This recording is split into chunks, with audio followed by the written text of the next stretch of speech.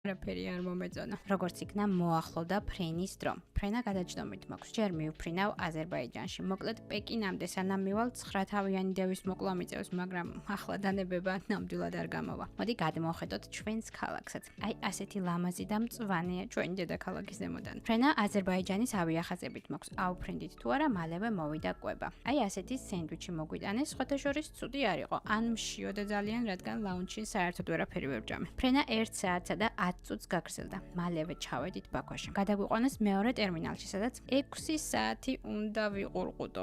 აქაც მოვძებნოთ ლაუნჯი, სხვა რა გზაა. აქ რამდენიმე ლაუნჯი ვნახე და არც ერთი არ მომეწონა. ბოლოს ერთ-ერთში მაინც შევედი და ცოტა ღვინო მოვწრუბე. დრო რამენაირად ხომ უნდა გამეყვანა. როგორც იქნა, გამოცხადდა ჩემი რეისიც. დაიწყო ჩასხდომა პეკინის მიმართულებით. სულ რამდენიმე საათიც და უკვე ჩინეთში ვიქნები. თუ მჯეროდეს. აი ასეთი საკმაოდ დიდი თვითმფრინავია. ესენი დაგვახვედრეს. აბა გამყუთოთ პატარა unboxing-ის დროად ვიფრინავში. მინის ამგზავრო კვლის ჭაკრისი თავისი კვლის პასტით.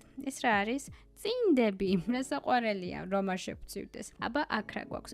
ეს ძალიან კარგია და საჭიროც. აი მითხარით, ამას ვინმე იყენებს, მე სულ მეშინია ხოლმე, რომ დავიზიანებ ყურს და ყურსასმენები. სულ ესაა. მადლობა საჩუქრებისთვის. კიდევ ეს რა არის, იცით? სტიკერებია, რომელსაც რომ დაიძინებ და აკრავ გამოსაჩენ ადგილას. წინ საკმაოდ ხანგრძლივი ფრენა გველოდება 8 საათიანი. ავფრინდი თუ არა, მაშინვე მოიტანეს პირველი კვება. ხო მართლა ამ ფრენის განმავლობაში 2 კვება გქონდა. ასე გამოიყურება პირველი. პური, კარაქი, სალათა, კექსივით ბისკვიტი და აი ასეთი ქათმი სატრია. სხვათა შორის ყველაფერი ძალიან გემრიელი იყო. შემდეგ ცოტა ვითამაშე, ბევრჯერ წავაგე, ელეც კარგად გაერთო, თამაშების მრავალფეროვანი არჩევანი იყო. ბოლოს კი დაძინება გადავწყვიტეთ. რომ გამოგვეღვიძა, მეორე კვების დროც იყო. ამჯერად ომლეტი მარწყვის ჯემით, საკმაოდ უცნაური იყო. აქ ფეტა და აქაც ხილი. არ მჯერა, ჩამოვაღწიე, გადმოვხედოთ ჩინეთს ზემოდან. ესეც პეკინი. აი აქ